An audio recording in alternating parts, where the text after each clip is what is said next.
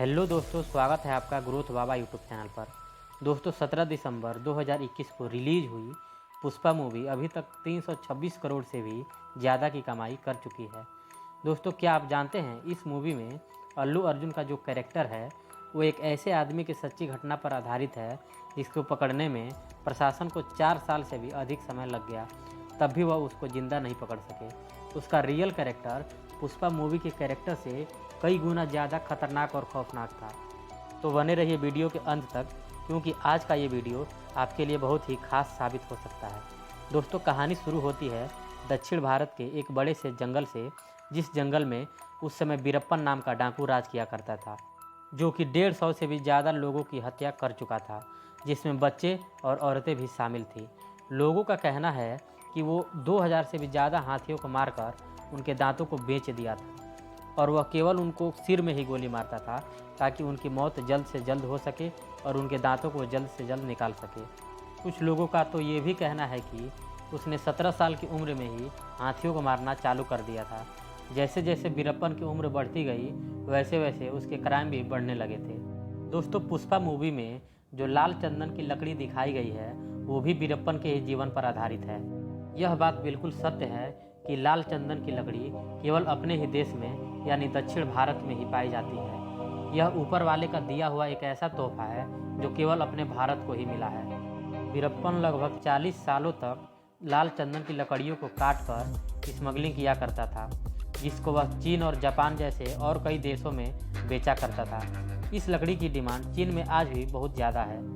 दोस्तों आज के समय में इनलीगल तरीके से इसको कोई भी नहीं काट सकता, क्योंकि इसके सुरक्षा की जिम्मेदारी वन विभाग के एक स्पेशल टास्क फोर्स को दे दी जाती है। वीरप्पन ने एक बार रजनीकांत जैसे सुपरस्टार को भी किडनैप करने की कोशिश की थी, लेकिन वो इस काम में असफल रहा। हद तो तब हो गई जब उसने 1997 में कन्नड़ फिल्म इंडस्ट्री के अभिनेता राजकुमार को किडनैप कर लिया और उनके बदले उसने 50 करोड़ रुपए की डिमांड रख दी। जब यह बात भारत के लोगों के बीच में फैली तो सबकी रूह कांप गई थी और वीरप्पन का डर लोगों के दिलों में एक अलग ही लेवल पर बैठ गया। वीरप्पन ने राजकुमार को 3 महीने से भी ज़्यादा दिन तक अपने कस्टडी में रखा था।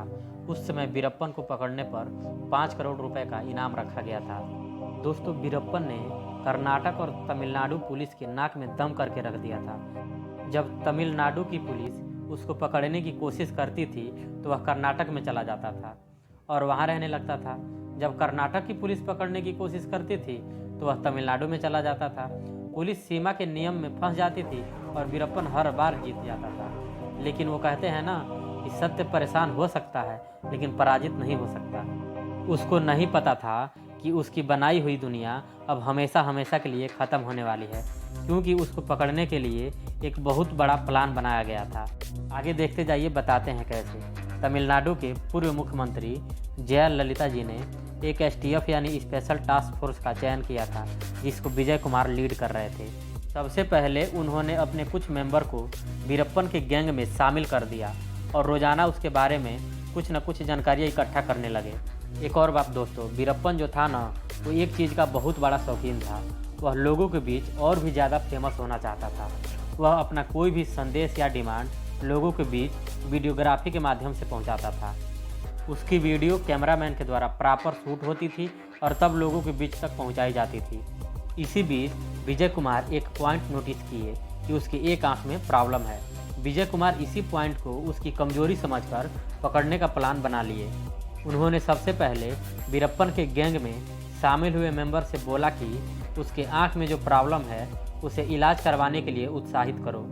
उन लोगों ने ठीक वैसा ही किया और वीरप्पन को इलाज करवाने के लिए राजी कर लिया। दोस्तों यहाँ से शुरू होता है विजय कुमार का वो माइंड गेम जो अभी तक आपने मूवी में ही देखा था और सुना था।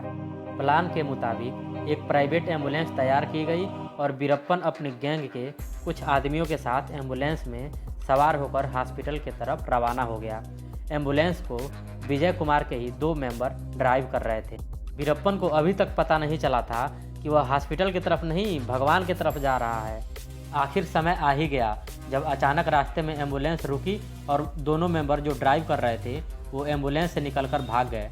उसी जगह पर विजय कुमार की team ready to fire gun लेकर छिपी हुई थी और वीरप्पन को सोचने तक का मौका नहीं मिला और धड़ाधड़ 338 राउंड फायर हुआ और वीरप्पन की बनाई हुई दुनिया वहीं पर ख़त्म हो गई। दोस्तों, सोचने वाली बात यह है कि इतनी ज़्यादा फायरिंग के बाद भी मात्र उसको 2 ही गोली लगी थी। दोस्तों, वीरप्पन अगर हथियार के साथ अपने गैंग को लेकर नहीं आया होता तो शायद उसको जिंदा पकड़ने की कोशिश की जाती। दोस्तों, आपके कीमती समय को ध्यान में रखते हुए मैंने इस छोटी सी वीडियो में वीरप्पन की पूरी कहानी कवर करने की कोशिश की है। तो कैसे लगी वीरप्पन की कहानी कमेंट बॉक्स में ज़रूर बताइए। अगर वीडियो पसंद आया है तो लाइक कर दीजिए।